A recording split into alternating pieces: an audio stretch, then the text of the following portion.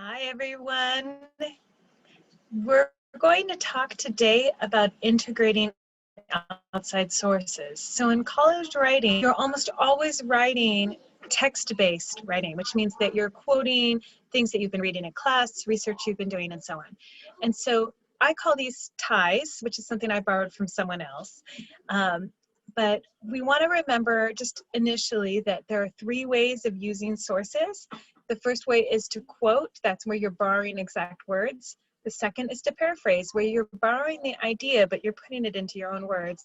And the third is summarizing, where you take a large amount of material, a large number of ideas, and you kind of contract them into just the main ideas. So you're shortening it and condensing it. You do always want to make sure when you're using outside sources that you're careful to avoid plagiarism.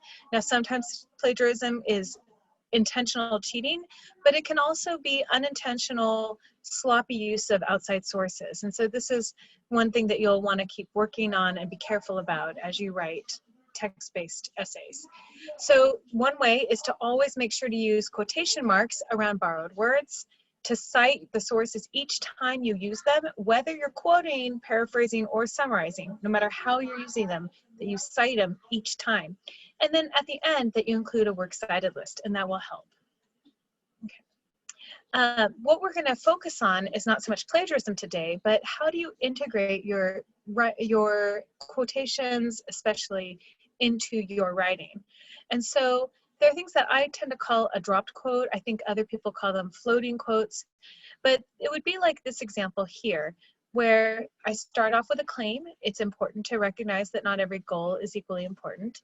And then I follow with a relevant, well-chosen quotation from Angela Duckworth's book called Grit, where she says, quote, "Grit is not at all about stubbornly pursuing every single low-level goal on your list." Duckworth 68. So I have the end quote, I have the beginning quote, so you know I borrowed the language. The brackets here tell you that I took a lowercase g and made it capitalized. I haven't changed the meaning, but I did adjust parts of the quote.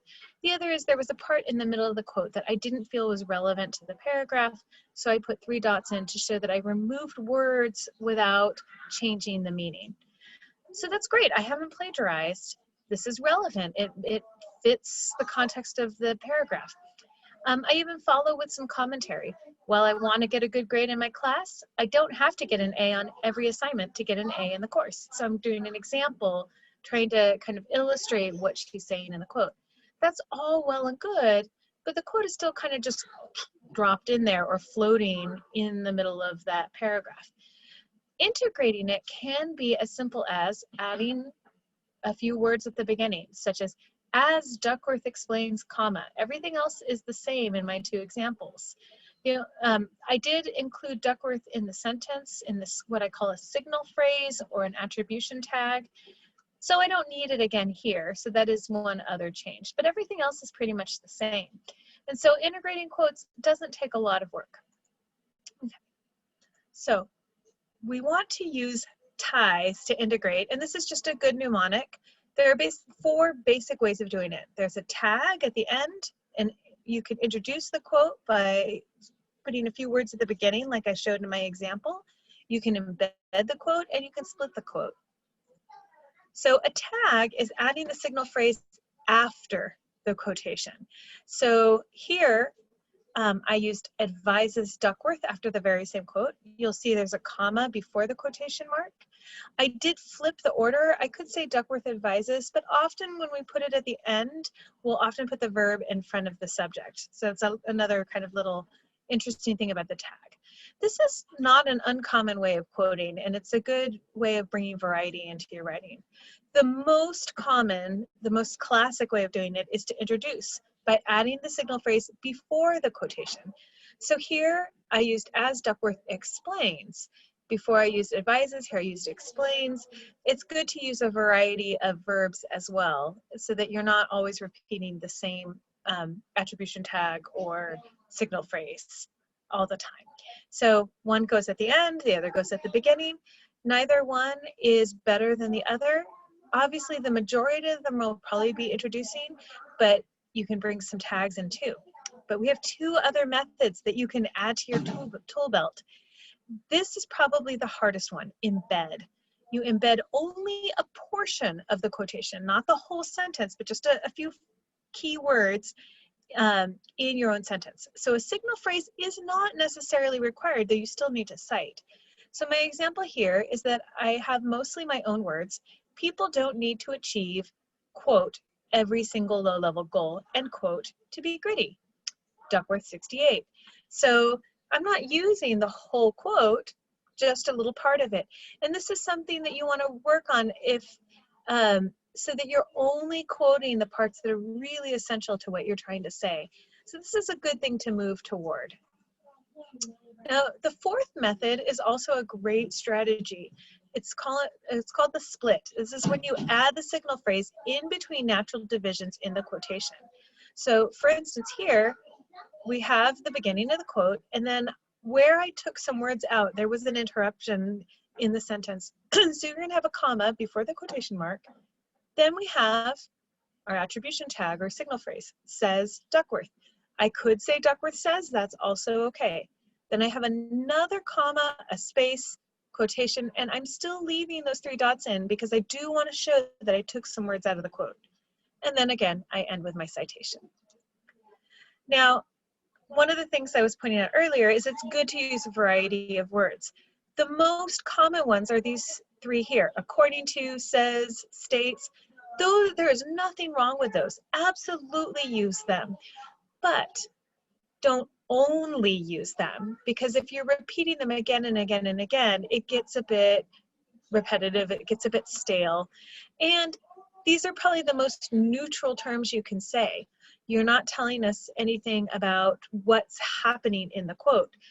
So if you do want to stay neutral, words like notes, mentions, comments, observes, right? I'm not going to read all of these, but you can see that these are all just the author says this, basically, right? It's not really necessarily part of an argument, though it might be.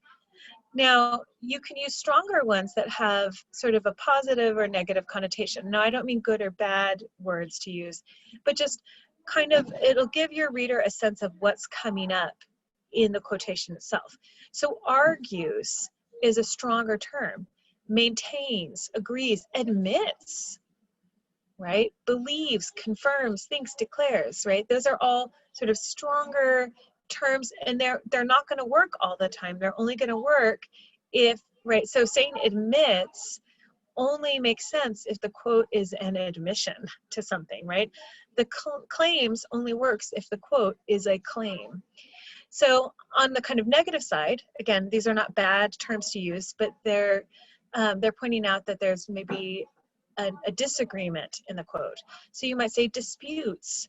I like challenges, right? So maybe cautions or warns, right? If they're cautioning about global warming, sorry, maybe they object, maybe they oppose. So these are really interesting words to use.